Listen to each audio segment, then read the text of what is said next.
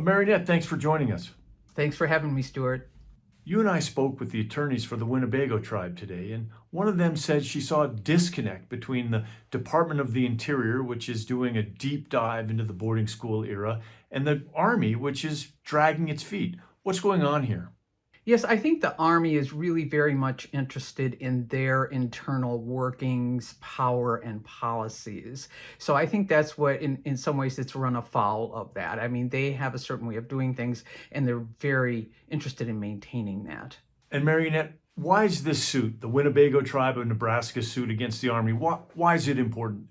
Well, I think it really speaks to tribal sovereignty and the relationship between tribes and the federal government and federal agencies. All other federal agencies have basically been instructed to cooperate and to consult with tribal nations whenever they conduct business, particularly with the business that has an impact on them.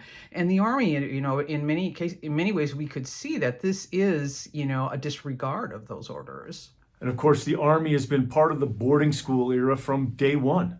Yes, that's absolutely true.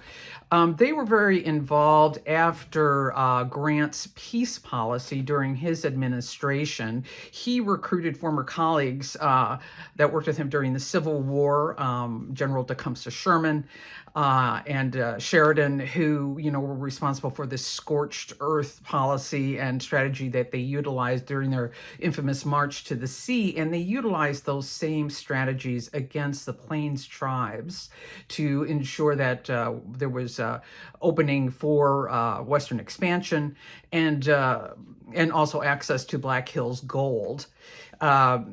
So it was a strategy to keep the Plains tribes on reservations, and part of the Fort Laramie Treaty that Plains tribes signed indicated that they agreed to send their children to school.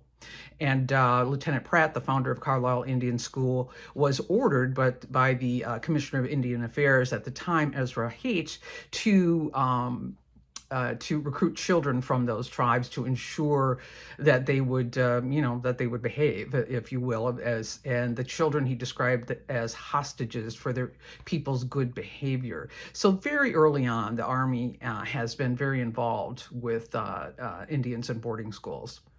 And of course, the impacts of the boarding school era are alive today. Absolutely. When we talk about historical trauma and, the federal policies of assimilation, I think in many ways that we still bear the fallout from that. And they're alive in your family.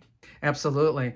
I've just finished a book that I'm writing about my family's survival under the Indian boarding schools, and also sort of a sweeping history. And it's called Medicine River. That will be released next year. Mary Annette, thanks for joining us today.